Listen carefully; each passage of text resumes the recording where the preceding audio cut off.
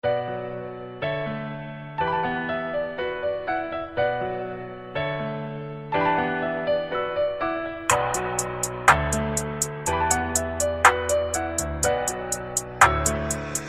is VZ Music.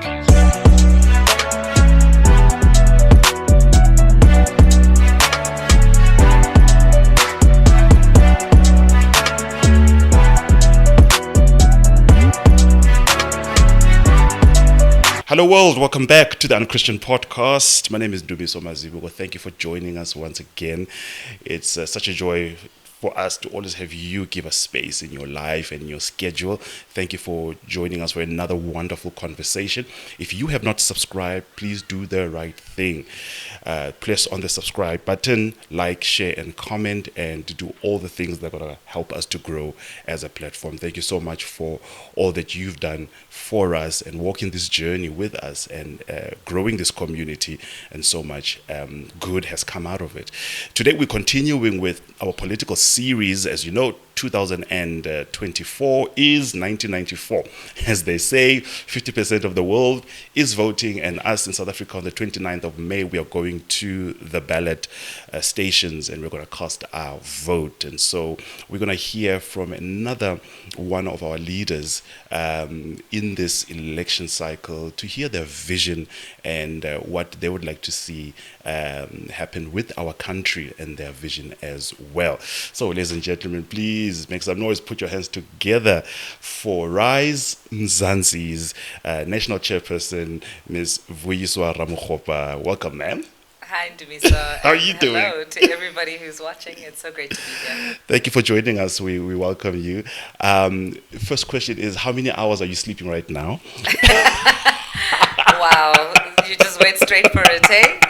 Like, look. are you even sleeping? Barely. I think it's just like naps. Yes. It's a series of naps, and they can happen any time of day, anywhere at this point in time. You sleep like a baby. Sleep Basically. 1 hour, wake up, Yeah, eat. like 3 hours, eat on, and then back again. Oh man, yeah. But how are you holding up personally? How are things, and are you finding the strength? Yeah, look, it's a definite change of pace from what I had been accustomed to before. It's very physical, we've been on the ground a lot, and it's visiting a lot of different communities. Yeah. And a lot of it is very emotionally taxing as well, because people are really living in very challenging and difficult circumstances. So, as somebody who feels a lot of empathy for people, it's hard to not take that home with you. So every day one has to just remember that, okay, this is a long game. My goodness. And we've got to conserve energy, and there's 75 days left till this election, so now's the time to really ramp up. Yes. Vuyiswa is also our Gauteng Premier candidate from Rise MZANSI. So it's going to be interesting to hear also where you want to take this province. You could be my next premier. I don't know. I think so. Yes, it's highly possible. It's very highly possible with what I'm hearing from you guys as well. A lot of us, like to know who our leaders are, where they come from, and all of this. So before politics, where was Vuyiswa? Who was she? What was she doing? Sure. So I am one of a few rare breed of people that are born and bred in Joburg. Yes. I'm a Josie girl. I know no other home but this one. So Hona Makaya. No. Go Soweto. If I have to choose a home. Right. My mom's from Midlands. My grandmother's home is still there. Awesome. My dad's from Davidton. So that's kind of where my roots lie. I see. But I've also traveled and lived all over the world. I consider myself, a child of the world as well. Yes. And before this, I used to call myself an entrepreneur, a serial entrepreneur. I have run many different businesses across different industries. Yes. At some point, you owned a clothing store. I was like, what? Fashion. I used to also own an events company. I used to be a groove queen. Come on. Yeah. And just funny enough, jokingly, when I was a couple years ago and I was still like hosting my events and stuff, people used to say, like, jokingly call me the mayor of Joburg. Oh my goodness! And I'm like, all right. well, prophetic, wasn't it? Yeah, that was prophetic.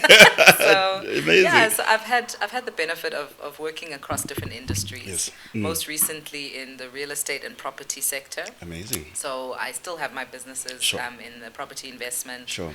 and asset management space. I've also worked in the NPO sector. Right. I ran an organization that advocated and lobbied for transformation in the Amazing. property sector. And so I Amazing. learned a lot about, issues of spatial justice and transformation, land reform, housing issues, and spatial inclusion, as I said. So this is an area that is very close to my heart and that I'm Amazing. still very passionate about. And I Yeah. think Rise has given me an even better platform to now bring those issues and values and beliefs to life. Yeah, that transition from entrepreneur to whatever else you're doing into full-blown politics. Yeah. How sharp was that learning curve?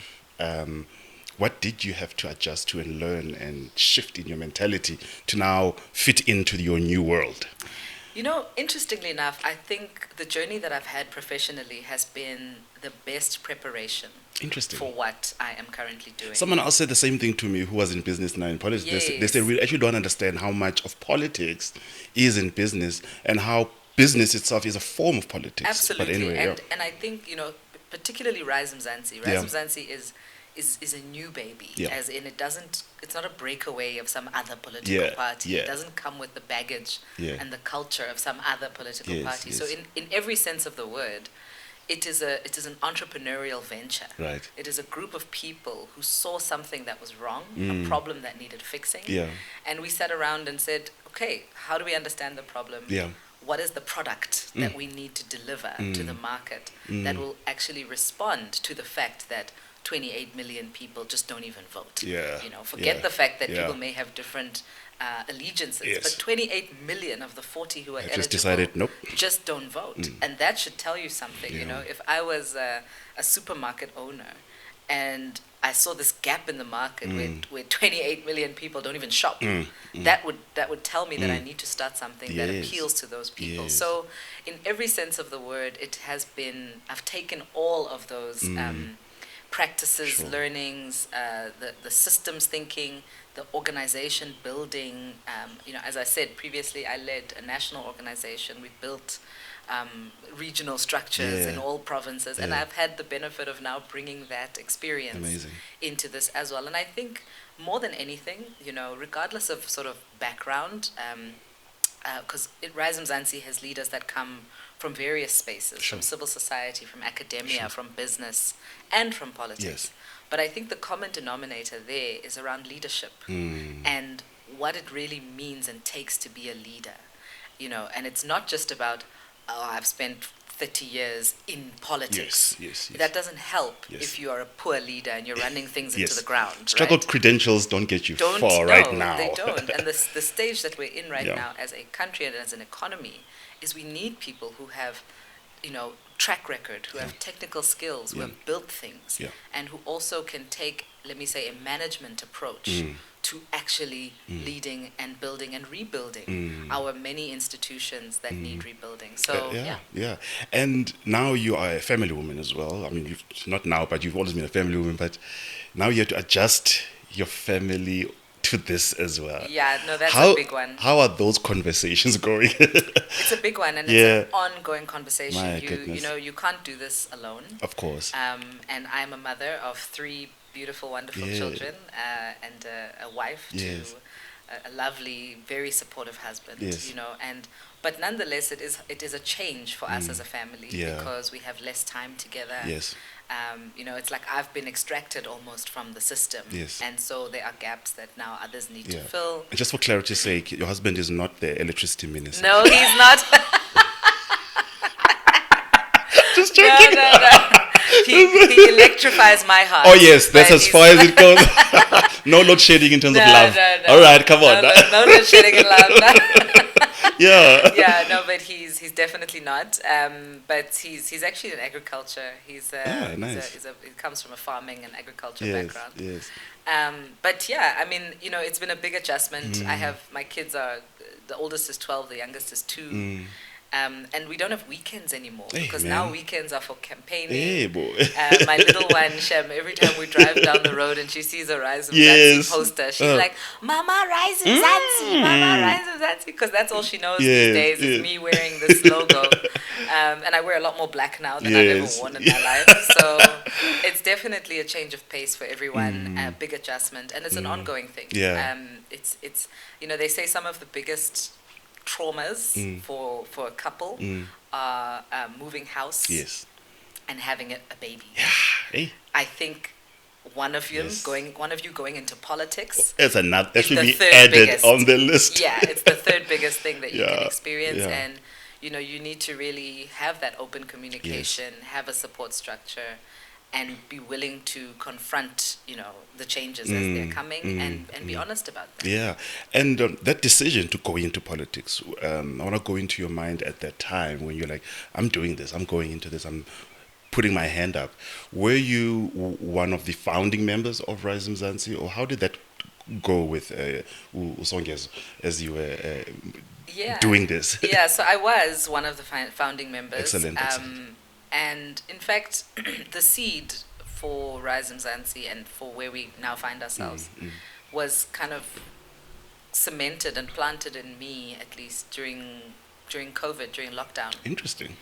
And that's where myself and a few of my current colleagues now started to have these conversations and actually speak out loud the things that I think many of us had been ideating about, had been, writing on Facebook posts and all these things. Yes, we're that old. We still use Facebook. Yes. This Twitter thing or X is I reject X. I still call it Twitter until I put up a life. But anyway, so we were having these conversations, and then during COVID time we would meet and have these Teams calls every Saturday, and we would discuss the future of South Africa. What do we want? What do we think needs to happen? What do we think is wrong? What kind of politics are we ourselves looking for?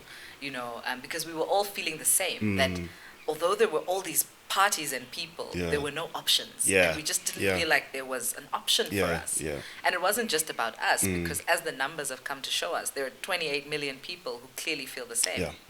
And so it led us down a path. All of us kind of went our separate ways and continued to let me say, marinate over this thing. But then come late 2022, I actually was when I met Songezo for the first time. And our paths all converged at a moment. And we kind of said, it's now or never. You cannot, if we accept that our fundamental problem in South Africa is of a political nature, and we have many problems, but the core of where those problems emanate from leadership, is politics. in politics and in the quality of leadership that we have in politics. That's right. You're not going to fix that from outside. No. You can write your op-eds, Yes. you can complain, you can be an analyst and a thought leader and all these things, but unless you're in the ring, you can't fight the battle. And somebody actually said a nice analogy. They said you can't score a goal from the stands. Oh, no. We can shout and scream from the stands. Yes, you can shout and scream, you can support, but give our opinions. You cannot score a goal from the stands. And so it was out of that moment of reckoning that we realized that, okay, something needs to be done. Nobody else is coming. There's no Superman that's coming to fix the thing that we can all see is wrong. And as relatively young South Africans who have had an opportunity to have work experience, to be educated, to build a bit of social capital and financial capital, what is our contribution to this country? And I think more importantly for me at a very personal level, I was just reflecting on the fact that, 20 years or so from now, when I have to account to my own children about the country that was once their home, and I say was once their home because in reality, the direction in which things are going, there'll be very little country left, a generation from now. And I asked myself that question. I said, how will I account to my children? What will I say I did? They'll say, Mommy, you were around. What did you guys do? What was happening then? What were you guys doing? Because we know what the previous generation did. They gave up their lives. They gave up their privilege. They gave up opportunity. They fought tooth and nail to deliver a democracy. We were handed this democracy and we did nothing with it, except enrich ourselves, which is fine to a point. Sure. But at some point when we can see there's a crisis looming, we have to answer that question. And so late 2022, that's really where we concretized this plan. Sure. Started to put a name on the table, started to work on the branding, the look and feel. And it was, for all intents and purposes, like a startup. I think at the time there were about 8 to 10 of us around the table. Amazing. We were meeting at people's offices and houses and using our own personal resources to do everything. We had to come up with a website. Okay, go and register it. Go to the IEC. Proper figure startup. out how the thing works. Go and set up a bank account. Yeah. Go and actually Email address. raise money, knock on doors, host meetings, and have one-on-one conversations with people. Open up our own contact lists and go and actually see who could help us out. And it was a slog from November till about April, which was the time when we actually launched formally in April 2023. And I think that's when people really now sat up and said, okay, these people are serious. Yeah. No, we could almost see the work that had taken place behind the scenes when you already came on board. You're like, oh, man, this is not a shabby start at all. Some work and thought has been put into this. What I'm also interested in is, as personally, and there's so many issues in South Africa that need to be solved. Yeah. But what keeps you Vuyiswa up at night? 1, 2 issues that are like, listen, if we can just fix this, I will say my part, my contribution to South Africa has been done.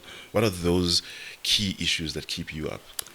Look, on a personal level, and I almost want to, it's not about separating myself from Rise, but I think my answer is not necessarily going to be Rise's manifesto, right? So what keeps me up at night is the depth, the extent, and the levels of structural inequality that we have in our country. And the ways in which that has just been exacerbated because of the failure of government. And are we still the most unequal society in South Africa? Well, we are. To be fair, there are many that just aren't measured. They don't submit themselves to then it's that very kind questionable. of measurement. So I can assure you there are many others, even on this continent, that are far more unequal. But for all intents and purposes, we are the most unequal of those that have been assessed. But the inequality is not just about wealth. Wealth is definitely the outcome, the byproduct. But it's inequality of the experience, the lived experience of being South African that worries me the most. Based on where you live, based on the income bracket and class that you are born into, you are likely to have a fundamentally different lived experience from other people who are born into different circumstances. And I know that's not unique to us, but it's like the gap is just too huge in our case. And if you look, for example, and so one of the issues that I talk about a lot is about spatial planning and spatial exclusion, because it's a big factor for how people experience South African life. Huge. If you are born in, and not even so far, if you're born in Tembisa or in Ivory Park versus being born in, what's this place, Waterfall Estate, you are going to have a fundamentally different life. It's true. Even though you are 15 minutes away from each other, even that. Your version of South Africa. Your version of South Africa. Same country, but vastly different. And it's a person who's born poor in South Africa is highly unlikely to come out of that poverty. Let me explain to you a very actual scenario that I've experienced. I've been living in a similar area for basically the last 20 years. Sure. And there's a petrol attendant who has come to be a friend of mine over the years, who has been working there for the last 20 years. We are similar age group, right? And he started there quite young. And I remember when I got my first car, I started going to this petrol station. And we would talk all the time. We've stayed, talking to each other. But I can see very clearly how 20 years later, this guy, who is actually very intelligent, I'm sure highly capable, had he had different opportunities, his life could have gone in a different direction. But 20 years later, he should not still be working at the same petrol station. Especially given that he's not even 40 years old. Oh, my goodness. And so that is the curse and the crisis that we face, is that we don't have the structural mechanism to enable people to enjoy upward mobility. Sure. And what is that? That is access to education, proper, decent, a proper, decent standard of education across the board. Yeah. Because education is obviously one of the quickest ways to Yes. bridge that gap. Yes. Number two is, of course, financial inclusion. It's a big issue where, you know, certain people, even as an entrepreneur, coming from a certain area or coming from a certain background, you will always struggle to access credit or access finance to Yes. grow your business. Yes. And other people don't have that challenge. They can access millions and grow and, you know, go and raise 50 million, you know, whatever. And so in all spheres, even when it comes to language, you know, we don't want to talk about it, Yeah. and people hate it, but you are judged even on how you speak. Sure. You know, what type of an accent you have determines the doors that you get to walk through and the Yeah. opportunities that you get to have Yeah. in our country. And I think that that is the travesty of South Africa, and which our generation has to commit itself Sure. to fixing. Yeah, I hear you. A core important group, even in this election, is young people. Yeah. But many of them have been disillusioned by politicians, by government, and all of that. And my question is twofold to say, number one, what should the focus be when it comes to young people? What would a Rise MZANSI government do in its first year or two to really tackle issues pertaining to young people? And then to flip the coin on that, what can young people do to be part of the solution in their country as well? Because they are rights, but there are also responsibilities. We have a responsibility as young people to know that we are not just spectators here and we must be served, but I must be part of the solution. Yeah. What do you think of that? Yeah, I mean, brilliant question. I think the leadership of the day and our current government has failed young people dismally. It's sad. It's more than sad. It is probably the biggest crime that has been committed. Is the failing of young people, and young people have been failed in many different ways. One is, of course, as I've just touched on, is just access to, you know, the right kind of the ingredients of being able to thrive and succeed. I love that word. And make a life for themselves. So it's multi-pronged. You know, when we go into communities and engage with different engage with communities about what they're looking for, of course, the issues of service delivery and whatnot come up.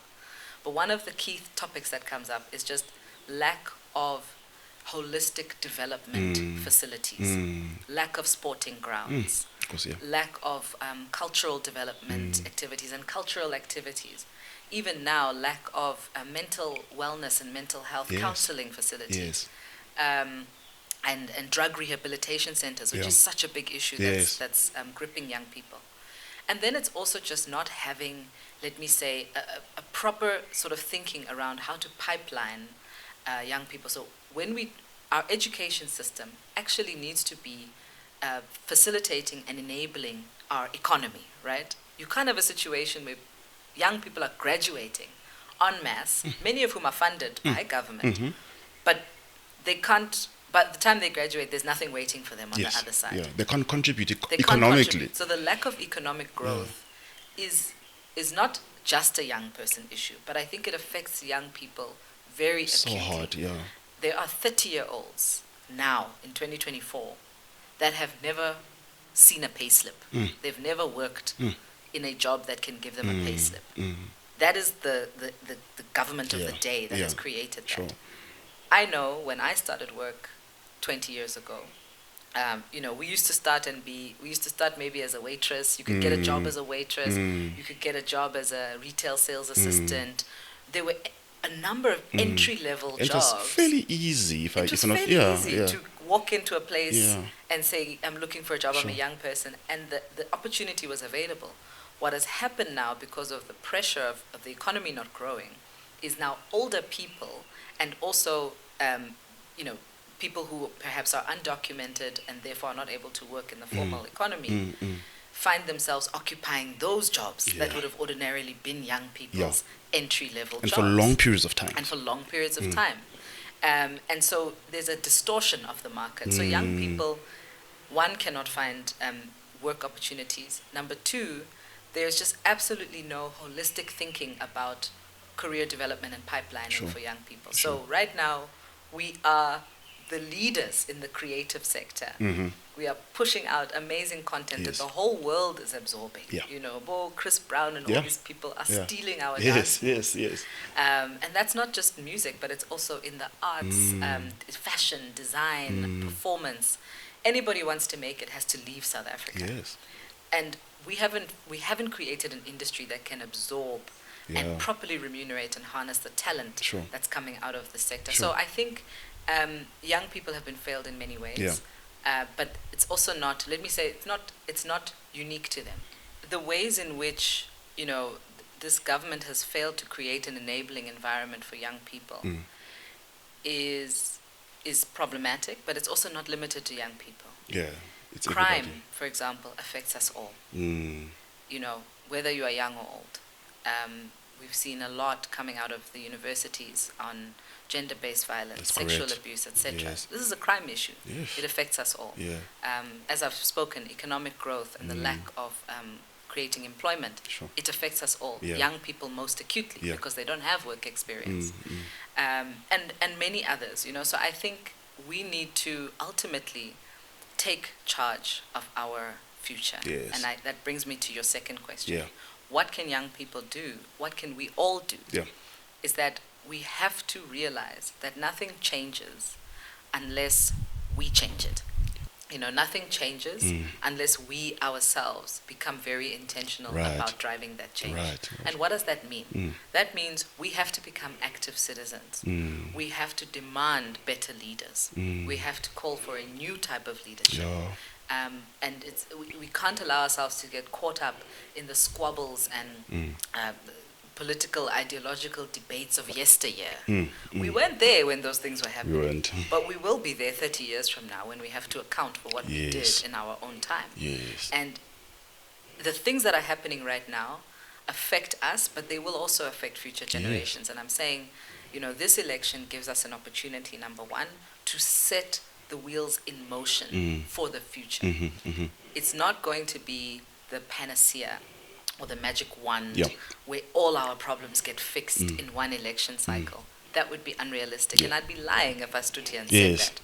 But what I'm sure of is that if we do nothing in this election, if we don't get up and vote in our numbers and vote for the future and vote for new leaders that can take us forward, what I can guarantee you is that we will be doomed as a country. We are there now. And it's not we're not going to come back 5 years from now or 10 years from now. That's scary. So there's a sense of urgency that I'm saying is required of us as this generation and as the younger generation to say thank you to the previous generation for all that you've done, for bringing us this far.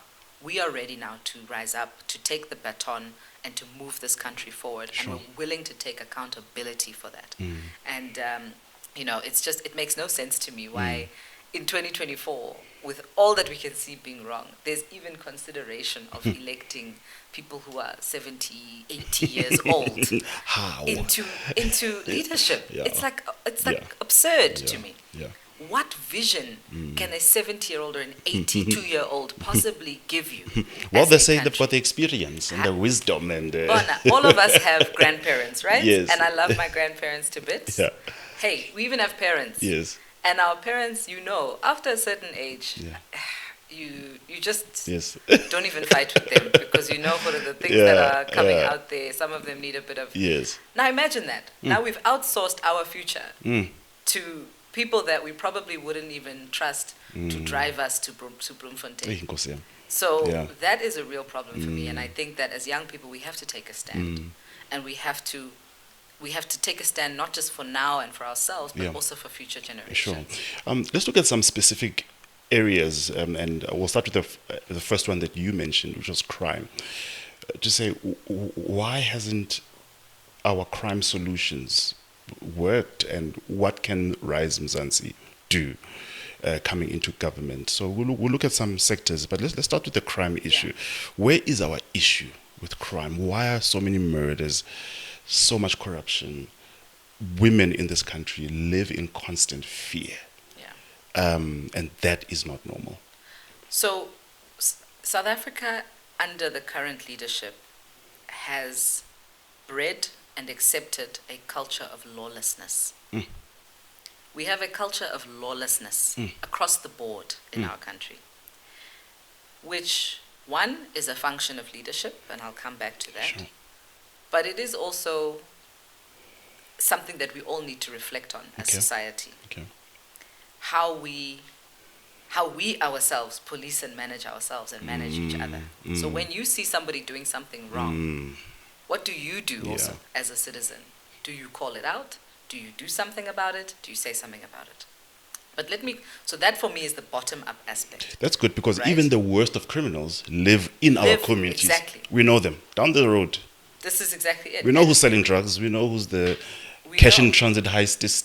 Yes, and we incubate, we Yeah. create an enabling environment for criminals to live amongst us. I mean, there's no better example than cases of gender-based violence, especially because often, or domestic violence, often you will know what's happening. But then you go, oh, no, that's a family issue. It's a family matter. I'm not going to intervene. You can see something's wrong there. So I think as a society, we must also hold ourselves accountable and say, and we need to ourselves have a zero tolerance approach. And by the way, offering a policeman a cold drink is also It's corruption. part of the problem. Okay? You're also part Yes, of the problem. yes. When we ourselves drive through a red robot because we're late and we think we are therefore entitled to break a few little laws, nyana, that is also part of the problem. But let me come back to where I think the source of the problem is. And I think the source of the problem is definitely the quality of leadership that we have. I see. Because the role of leaders is to hold us all and to be a marker of the highest standards in society. So when the leaders themselves, and I'm talking about whether you're talking about minister of police, head of police, whatever, when they themselves are implicated Yeah. or are charged Yeah. or are suspected of being involved in crime and in organized crime, where does that leave the rest of us? Yeah. When the highest offices, the office of the president, when the deputy president, and everybody who is actually supposed to be keeping us safe are themselves implicated in crime, they can't hold Definitely. their own peers accountable. Yes, definitely. So where do we start now as a citizen? My goodness. So there's that aspect of just like we have no ethical and moral foundation Sure, anymore because sure. our leaders themselves are just so unethical and have zero integrity. We can't even trust a word that comes out of their mouths. That's number one. The other aspect, though, is also about the quality, let me say, and I'm talking here more skills and capabilities of the actual policing and investigation capacity of the police force. Now, I discovered this recently, but apparently you would be very lucky if you phone 10 111 today Oh, yes. and somebody answers. That's a problem. That is shocking, Yeah. that you can't phone 10 111 Yeah, and get help. and actually expect to get Yeah, help. yeah.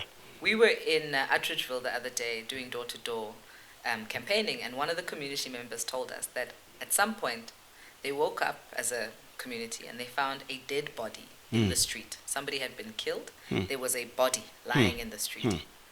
They called the police, 10 111 or whatever the number was. It took the police 8 hours to get from, and there's a police station locally. It's not that there isn't one. There is one, but it took them 8 hours to come and just address the fact that there was a dead body lying in the street. Now, as a community, you can't move the body. You can't touch you're not it. allowed. You can't do anything. It's a crime scene. Yeah.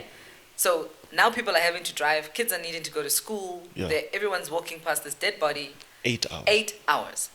Now that is just good old-fashioned inefficiency, lack of capability, lack of poor management. Sure. You need to have decent people actually, proper station commanders at that level, at community level. Yes. It's the station commander who actually decides whether this police station runs effectively or not. My goodness. So we need to have citizen participation in the appointment of station commanders, and that we know that we're actually hiring capable people. And at all levels of policing, we must make sure that we hire competent, capable people. And I think lastly, and I want to say this because I know there's a lot of good people also in the police force. And I don't want it to make it seem as though we're just bashing Yes. the police. There are a lot of good people who come into that space with good intentions Yes. or wanting to make a difference, Yes. but they're so demoralized Mm. by the environment, The overwhelming in which they culture work, that's there. the Yeah. culture that's there, the lack of the poor leadership that Yeah. has destroyed our Yeah. policing. Yeah. And so when you have a country where there's no consequence for doing anything wrong, Yeah. you best be sure you'll become the crime capital of the Oh, world. absolutely. Yeah. On economy, what can we do to stimulate economy to have new businesses thriving, small businesses thriving, to see growth, coming up? At some point, South Africa was growing at 6% per annum, and Yeah. right now we are below 1%. If I'm not incorrect, Yeah. what can we do? I love this question. You know, we love to talk about the economy like it's like something else that just hovers above us. Yes, You know, yes, it's like there's yes. economy somewhere Yeah. and us, we are here. And I'm saying what we forget is to get the 6% that you speak about, because Sure. we need to get there Yeah. if we're going to drive employment. It's actually, what we need to be looking at is the ingredients of economic growth. Right. So the one we just talked about, crime and safety, is a critical factor. Right. If we cannot just keep people safe and ensure that businesses can operate in a safe environment, and the cost of doing business is therefore kept lower Sure. because it's actually safe, Yeah. that's one of the factors that makes business people get up, pack their bags and leave. Absolutely. And not want to operate in a certain area. Yeah. You know, we talk about, I mean, just recently a case came to us of a business in Soweto, a young entrepreneur who had started an amazing business in Soweto, a local grocery, independent Sure. grocery market. Sure.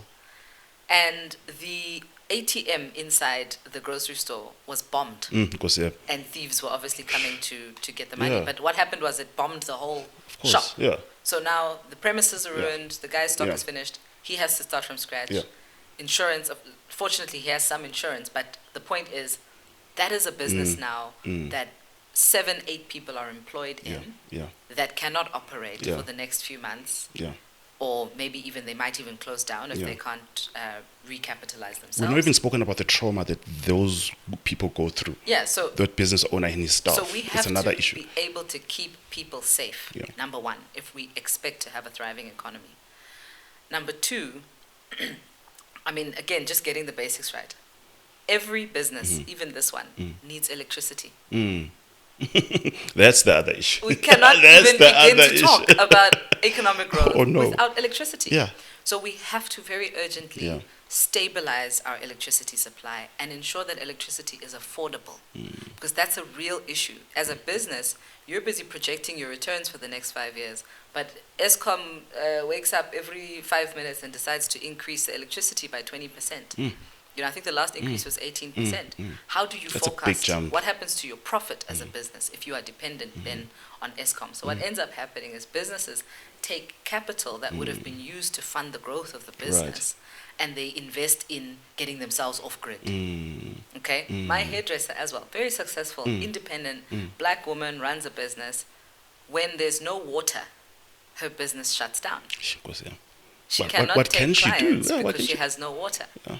So these are the unsexy, real practicalities of how you grow an economy. You have to make sure that the basics are there.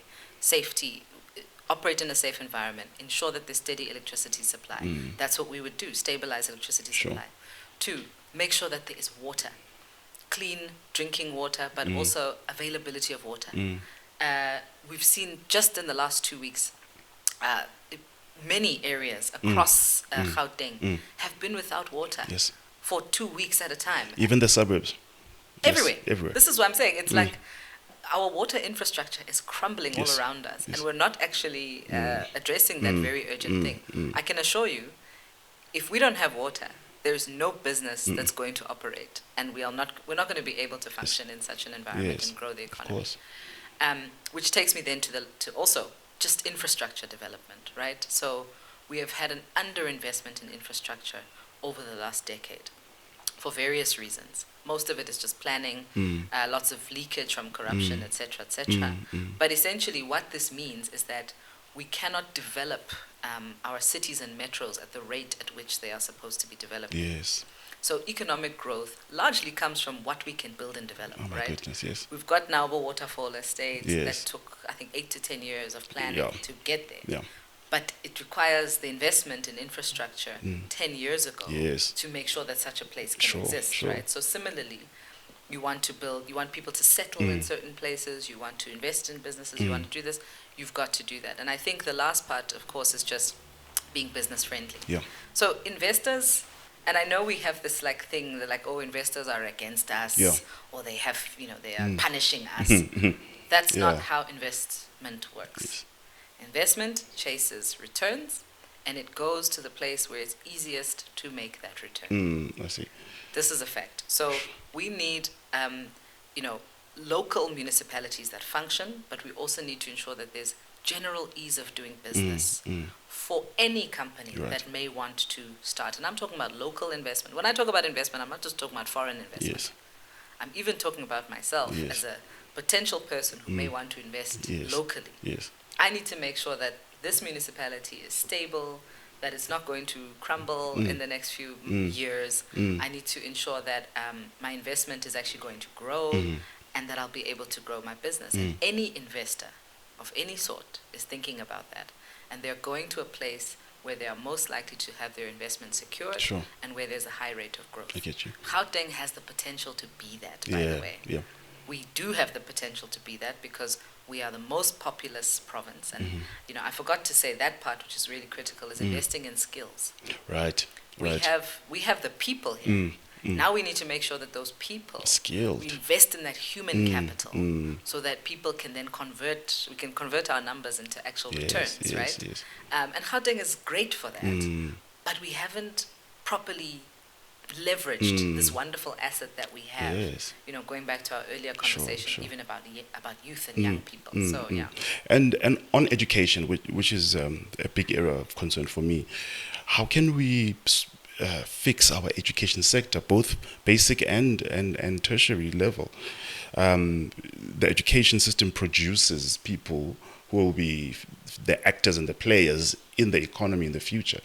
But it goes back to skilling, it goes back to just, if teenagers cannot read and write, we've got a problem. We do.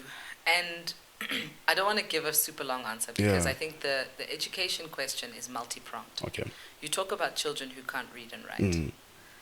Most children develop a love and a capacity for reading from their parents, Right. if we're honest. Okay. My children know how to read because I read to them.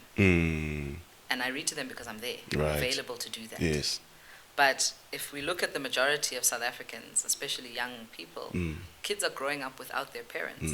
Their parents have to work very far. They have to leave home at 4 a.m. They're coming home 8, 9 p.m. Yes. The parenting is not actually happening I see. to support the kids themselves that need to be nurtured. Hunger is another issue. We don't talk about this, but it's a massive issue where a large percentage of young people are underfed and they suffer from stunting, which actually produces very poor, it's poor, you get poor academic outcomes. How can you learn on an empty stomach? Can't, yeah. So this is a real issue. Of course, there are school feeding programs and stuff, but bear in mind, and this is going back again, this becomes an issue when there's no electricity. School feeding program also shuts off. Stops. When there's no water, school feeding program shuts off. Yes. But anyway, so there's those kind of systemic things. But if I just look at education as a thing and the actual education, I think there's a few elements where we need to focus on outcomes. Right. I think we are a lot more concerned on I'm saying the numerical, the qualitative, the quantitative, not the qualitative, Sure. right? So what are we teaching in schools? And what quality of education are young people getting? Right. Okay? And does that match up with the skills that the market is demanding and the direction in which we are growing the economy? So that matching exercise has to be done, I think, a lot better and a lot earlier. Yeah.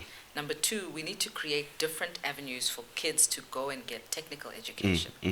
Not everyone is going to go to university and be an academic. In fact, an economy like ours doesn't need 1 million academics. Sure. We need 1 million people who can build stuff, who can invent stuff, Yes. who can come up with things, Yes. products that we can Yes. patent and Yes. package and sell to the Yes. rest of the world. Yes. We need to be building those kinds of Yes. industrial Yes.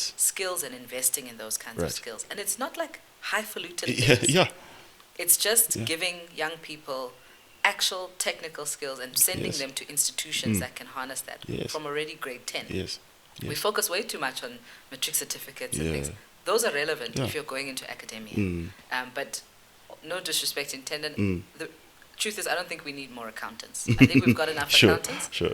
Those accountants are going to run out of things to count Ooh. because we are There won't not be any building- money to count. There's not going to be any businesses that can hire accountants Yeah, anymore because yeah. we're not creating innovators, Yeah. producers, and entrepreneurs Right. who can then go and become like global sellers of Yes, products. So yes, that's yes. that's another thing. And then I think just on a very basic level, we need to re-empower student governing bodies in the actual management of schools. Mm. So what you've seen over time is that there's been almost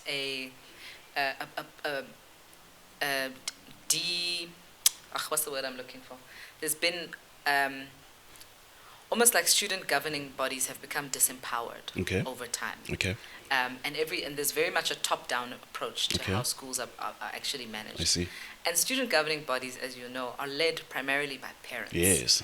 Parents need to take an active role Yes. in their student Yes, governing yes, bodies yes. of their children's Yes, schools. yes. And that means showing up for the meetings, participating in fundraising, and ensuring that they are holding the local authorities and the provincial authorities Yes. actually responsible for Yes. education accountable Yes. to those outcomes. Yes. So it's a two-way street between government's role but also the role of the SGBs in making sure that the outcomes Yeah. are actually delivered. And I Sure. think the education question is the question of our time. Mm. We have to get that aspect right if we want to reap those dividends I see. in the next 15, 20, 25 Sure. years. All right. Let's zoom in into Gauteng, your province, the province that you want to sit at the helm of, leading us in this province. Why do you want to be premier? What do you want to do? I've just simplified my question. Yeah, that's a nice, easy question. Look, I think that this election is a turning point in our country. But where we are going to see that immediate, let me say, the immediate change, I think is in the provinces. Okay. It's a national and a provincial election, Okay. as we know. What we know for sure is that Gauteng will be led by a coalition government Right. because all the polls are very clear that there will be no party that gets an outright majority. Sure. Now, that could be either a very scary prospect or it could present us with an opportunity to usher in a new type of leadership. So into the to province. interrupt you there, how much weight should we put on polling companies and and polling agencies Yeah. in terms of what they say? How much weight should we put on it? Is polling in South Africa that developed that we can depend on it? Definitely not a perfect science. Right. But I think what helps is when you are able to look across a lot of different types of polls and different methodologies. And I think the key thing is to always scrutinize the methodology. Of course, yeah. But what we've kind of done is we've obviously, we conduct our own research. Yes.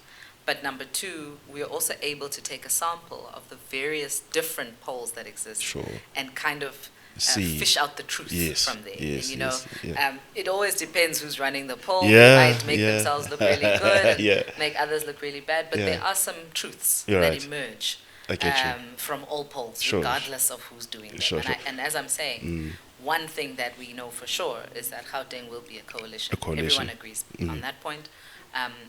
KZN is also agreed on most polls. I'd say 95% of them that that KZN will also be a Sure, coalition. sure. The other provinces, obviously the Western Cape, a little bit more precarious there. But the point is, the Western Cape was also currently poised towards being a coalition Yes, because of the yes. rise of the opposition Sure, politics sure, in sure. that space. But coming back to Gauteng, Gauteng presents us with an opportunity now. What we don't want to see is the chaos that we've seen unfolding in the metros. That is a big concern for It's us. a huge concern for us, right?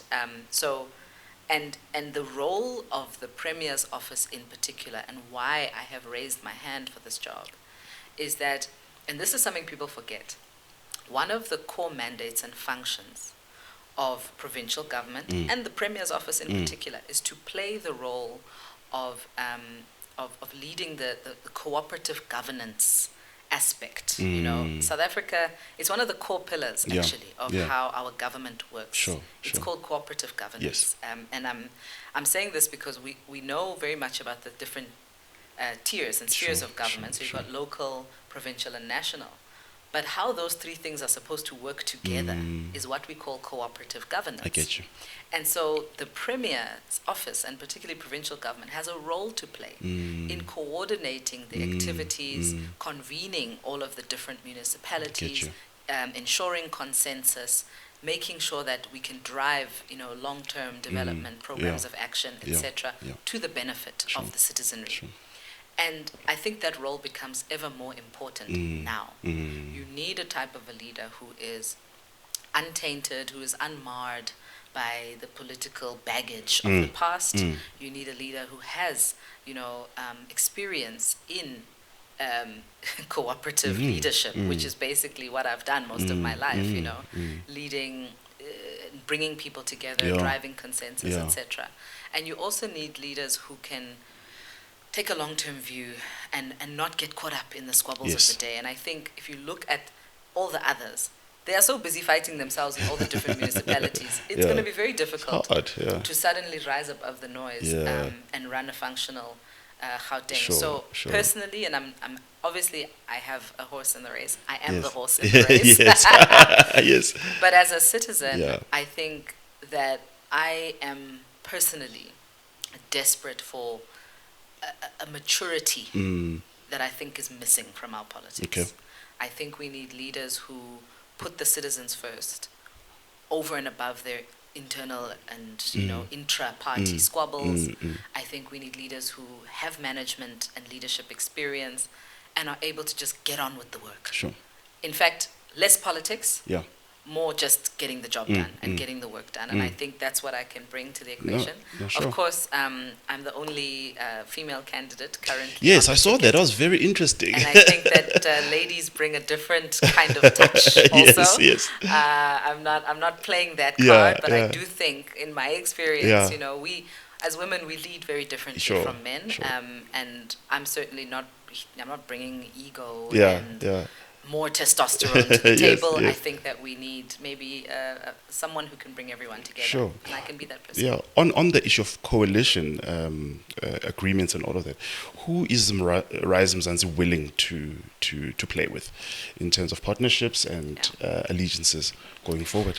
So I think that discussion also needs to evolve a bit. Remember, the way our electoral system works is that it works on a basis of proportional representation. So the fact that we have had a dominant party for the last 30 years is actually a bit of a coincidence. It's not how the system was designed. The system was designed to make sure that even the smallest party has voice and can assert itself. And why is that? Because parties represent constituencies. So when you come as a party, and this is why, when people say, hey, you're a small party, it's like, yes, but you can't discount the voice of 150,000 or 250,000 people just because it only kicks out 3 or 4 seats, right? I mean, that's what it is. 45,000 seats in the national government is one seat. So that is not a small number of people. It's a lot. It's a lot of people that who have given you a mandate to represent them, and their voice matters. Now, what does that mean for us then, as representatives of those people? Is that we have to be able to work together, to drive consensus, and to have trade-offs on things that our constituencies have mandated us to do. Now, that's not how things currently work. How things currently work is parties get around the table, negotiate who's getting what portfolio, who's getting what position. And it's favors and bartering. Favors and bartering based on which portfolio has a bigger budget, which means they'll be able to extract more, blah, blah, blah, blah. It's never about what are the outcomes that we intend to drive on behalf of the citizens using the power that they've given us. Which is so sad, That is the reframing of coalition politics that I think we need to now move into. Sure, and so as sure. I'm getting to the answering the question is saying, for us, it's not about personalities and characters and saying we will and we won't. The citizens are going to vote, and they're going to vote for whichever assortment of parties they feel carries their mandate. Sure, sure. It is our responsibility as political parties to find a way to work together, to be able to deliver the outcomes that the citizens want us to deliver. Yes, yes. Service delivery cannot stop because we are bickering over positions. Oh, no. We can't suddenly not be able to pass an education budget and hold up education for the children of Gauteng because we are busy squabbling amongst each other. I can assure you, whether somebody votes for FF Plus or they vote for Rise MZANSI or they vote for EFF, we can all agree that the kids of Gauteng need to be educated and they need good quality education. Right. That's Now it. all we need to do is put our big girl panties on, be mature, and find a consensus that actually centers the citizens. Get you. And so that is the approach that we're taking. We are not saying we don't like this one, we like this one, but what we will not do, and this I can say categorically, is we will not be getting into any arrangements that compromise our values or that enable more looting, more corruption, more malfeasance and poor leadership. Leadership is something we don't compromise on. Sure. And so we are willing to work on with anyone as long as they themselves are willing to bring forward credible, competent leaders who will be part of that coalition or relationship. Sure. One hot issue in South Africa is the issue of land expropriation. Where does Rise MZANSI stand on that? What kind of pathway or solutions can we forge that are really feasible and will not leave the nation unstable in the process? But what are your thoughts generally on that expropriation? Okay.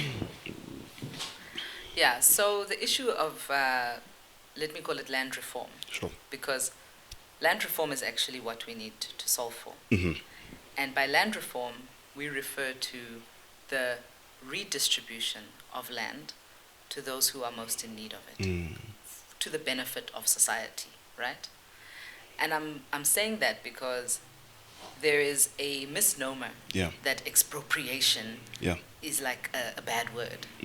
It is not a bad word. Okay. It's already provided for in our constitution. Right. It is a mechanism that has been used repeatedly in our history. To give an example, when we had to build the Gautrain, 20 years, 15 years ago, when the Gautrain had to be built, land had to be expropriated to build the Gautrain. Yeah. Now, what compensation was offered or not offered is not known to us, but expropriation as a mechanism is there, it's available to us, and our constitution provides for it. Where we have failed is in how that process has been managed, of actually managing the land reform program of government. And if you look at the performance of this government over the last 30 years, based on the number of land claims that have actually been issued versus what they have managed to actually process and finalize, I think they haven't even gotten to 10% of the number of land claims versus what they've actually managed to finalize. What hurdles? Let me tell you why. Sure. The policy focus of this government has been land restitution. All right. Restitution means you firstly, as someone who wants to make a land claim, have to prove unequivocally that you are the rightful owner of this land. Sure. Right? So your grandparents, grandparents, you need to show we were actually the ones who were here. Now, that's not possible for many people because we didn't have the title deed and all these things back in the day. So the mechanism itself doesn't enable quick resolution of cases. Right. But number two, even when some cases have been resolved, what ends up happening is that they do land restitution. The land gets given to a community, what community, under the custodianship of the tribal authority or whatever. Or maybe a farm gets handed over. Within a few months, maybe they have some infighting internally, there's some issues, and sometimes they even sell the land back to the original people that they took it from. So the whole process, quite frankly, has been a balls up. Now, what are we saying as Rise MZANSI? We're saying there is a land issue, and our issue is around the distribution of land. There is a mismatch between where land is needed, for what it is needed, and where it is, right? So what am I saying? I'm saying currently you have 70%, for example. We've got 70% of our country, the population, lives in urban areas. That's actually where people are, and where land is needed. Right? So our focus should not be on trying to figure out what happened when in 1910, and we should be figuring out how we ensure that people are well housed, well located, and have access to land that they need to do the things they need to do now. If they need land for housing, or if government needs to build affordable housing, social housing, they need to exercise their right to expropriate land and do it. And build the housing and not steal the money for the housing. Yes. Number two, if we need land for agriculture, we need to be sitting down and looking at which is our most arable land and deciding as a functional government or as a community to say, we have a hunger problem in XYZ community. We have an opportunity to produce food for this community. What land needs to be apportioned to do that? And expropriated if it needs to be expropriated. So, but we're not having the future-facing discussion. The last 20 years have been spent trying to find records of people that may or may not have existed however many 100 years ago. The truth of the matter, and this is the part people, this is the part that's difficult, I think, for us to accept, is that you can't unscramble the egg, okay? We are never going to be able to take ourselves back to the very start line. Like reset. Of the original sin. No matter how robust we want to be, it'll take us another 100, 150 years for us to unscramble that egg. In the meantime, what happens? In the meantime, what happens is that people continue to flow into the cities. They live on top of each other in informal settlements, in terrible circumstances. They have no land to grow food. People die of hunger. And life goes on, right? We need to address that. So I'm saying we need a proper functional land reform program that focuses on land redistribution, that focuses on primarily urban land for housing and spatial development, and for growing food and for agricultural purposes. And that's where our focus needs to be. And we need a functional and trustworthy government that can implement that. And lastly, I should have said this first, but lastly and most importantly, is that all starts with having proper, decent records of what land we actually have. We don't even have a proper assessment of what is available and who owns it and where is it and what type of ownership is it. There was a study that was done in 2017, I believe it was, but even that study had a lot of areas that it could not pronounce on. I see. For example, if land is owned by a company, all you see is the company. But you can't get more information about who are they? Who are they? Where are they? What is the demographic of that ownership of that land? You just see a company owning that land, or you see a trust. A lot of land is owned in trusts, where it's not possible to even see, just looking at a land register, who and where that land is actually owned by. You could have one person having 15 trusts and owning a whole lot of different and you'll never know. You don't know because we just don't have the data right now to even be able to assess the scale and extent of the problem and how we resolve it, to even start resolving it. So I would have actually said that needs to be the starting point. We need a proper land registry that is digital, that is online and accessible to all. I mean, Google Maps can come and map out our whole towns and cities to street level. But this government still processes title deeds using pen and paper. You know your title deed. If you own your house, your title deed is sitting on a piece of paper. In a box somewhere. In a box in an office. That's why they get lost then. That's why they get lost. Somebody walks past, knocks the box over, your title deed is missing. It's tickets for you. So inefficient. So inefficient. And so if we're serious about the land issue, we need to start by knowing what we've got, what we're working with, who owns it, where is it, how much of it is there. We need a proper planning process to decide what needs to be used for what, and then government must use the power that it already has and expropriate the land it needs. Wow. That's a lot to think about. But the problem can be solved. It's very solvable. The problem can be solved. Like you're saying, it won't take one election cycle to deal with some of these things, I think. But we will get there. We'll get there. We'll draw to a close. your competitors, if I can call them, or opposition to Rise Not, have taken shots at you as Rise MZANSI. About how you are proxy for white monopoly, Capitec and all of that. They've questioned your funding model and your sources and all of that. What's your word as MZANSI? What's your response as in Rise MZANSI to those things? So firstly, I'll say I take that as a compliment because I do, because they can't. It obviously means they can't actually fault us on substance. Right. There is no substantive thing about Rise MZANSI that they can point at. Yeah. And so they've had to go and create things out of their own imagination and build these narratives. And I think it's also quite impressive that a party that is less than 12 years old is giving sleepless nights to parties that are 112 years old, True.